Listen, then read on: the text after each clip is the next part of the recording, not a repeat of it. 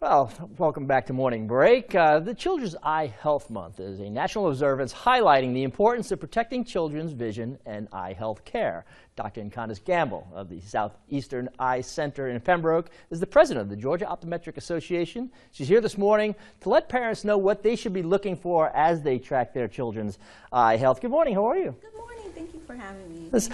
This is a great time of year. Not only is it the observation month, but kids are going back to school. That is a good scheduled time each year to get those eyes checked. Oh yes, very important, because this is the time of the year where learning is about to begin again. We're out of school for the summer, and you know, kids aren't always using their eyes the way they should, but when it's time to get back to school, when it's time to learn, we really need to get those eyes checked. Right. And this time of year, eye issues might manifest themselves either in the classroom or doing homework at home, right? Oh, yes, of course. So what we know, 80% of learning happens through the eyes.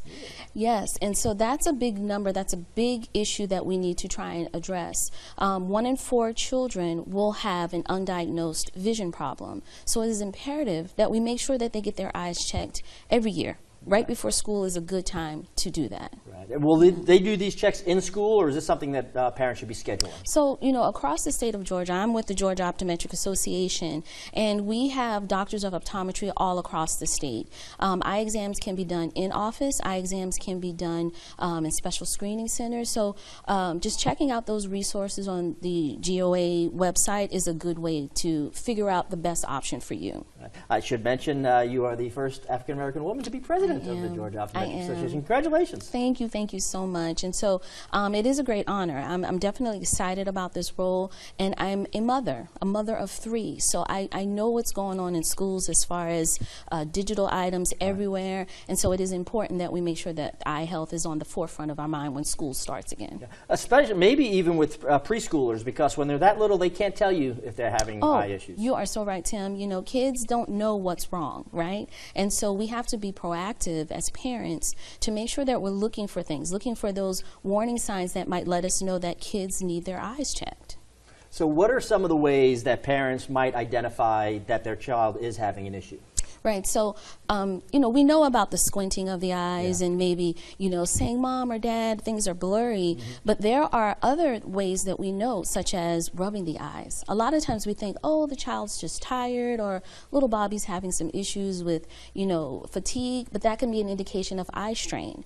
Another big one is the tendency to lose your place when reading. When I was growing up, that was, you know, it didn't get me to the doctor, but that was one thing that I recognized about myself, that I oftentimes got lost when I was trying to read a book, and that's a big sign that you may need some help. And another big one, behavioral issues. Tons of kids come to my practice, and when they come in, parents are always mentioning that, you know, Bobby's not sitting straight in school, he's not listening. Well, if the eyes can't focus, then the child can't focus, and that can be an indication that we need to get those eyes examined. And they maybe don't connect that, and all of a sudden they, you know, they're saying, well, he's just not behaving in class. But it might be because he can't see the blackboard as well. He can't see, or the digital items that are in front of him. There's a lot of eye strain that happens because everything is computerized now. And so, yes, that can be one of the big warning signs that we need to get him in to get his eyes checked. Yeah, probably dated myself by saying blackboard. I don't think they use those too much in schools anymore. Listen, Tim, I knew exactly what you meant. I knew exactly what you meant. Okay. Yes, yes, yes. One way at home, and maybe if they're holding items too close. Yeah, that's a big one too.